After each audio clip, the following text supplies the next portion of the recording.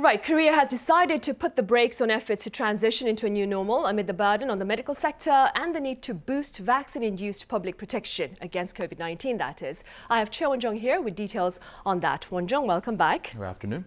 Right, let's start with the new prevention guidelines. Of course, the Korean government is winding back the clock. Just the 6 weeks into our exit strategy, the government has announced new social restriction a day earlier than originally scheduled due to rising infections. Now take a listen to what the Prime Minister Kim Boo-kyum had to say this morning. We thought that stopping the spread through stricter social distancing could tame the crisis. The important thing right now is that we avoid physical contact and keep our masks on as much as possible.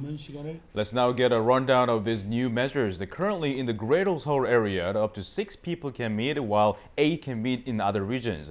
Under the new rules, a maximum of 4 people can meet nationwide, and all of them have to be fully vaccinated. The unvaccinated are not allowed to meet in any groups, so eating alone is their only option. The businesses such as restaurants, cafes, singing rooms, saunas, and gyms can stay open until 9 p.m., while movie theaters, concerts, and PC rooms can operate until 10 p.m. No limits have been imposed on private academies. There's also a lower cap on events and rallies, and vaccine passes will be required for visitors at all conferences and an exhibition. Now, these measures will be in place for 2 weeks until January 2nd, along with measures to compensate business owners for revenue losses. Right, Won-Jong, I understand there are also restrictions within the academic arena. Tell us about that. Sure, there are fewer students will be allowed in one classroom from elementary to high school across the country. Let's hear more from the top health official. We're also toughening measures at schools, public facilities, and workplaces. For schools in particular, we're reducing the size of classes to 2/3 of the current capacity for both schools in the capital and non-capital regions.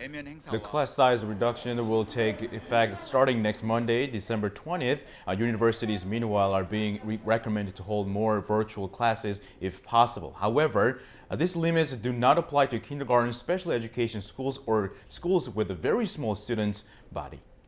Right. And what is the latest on the vaccination front, Won-Jong? So the Korea's vaccination campaign is continuing to gain the steam. On Wednesday, more than 1 million people were vaccinated in the span of just 24 hours. Now, this figure, of course, includes first, second, and booster shots. According to health authorities, more than 780,000 people got their booster shot on Wednesday, a record daily figure.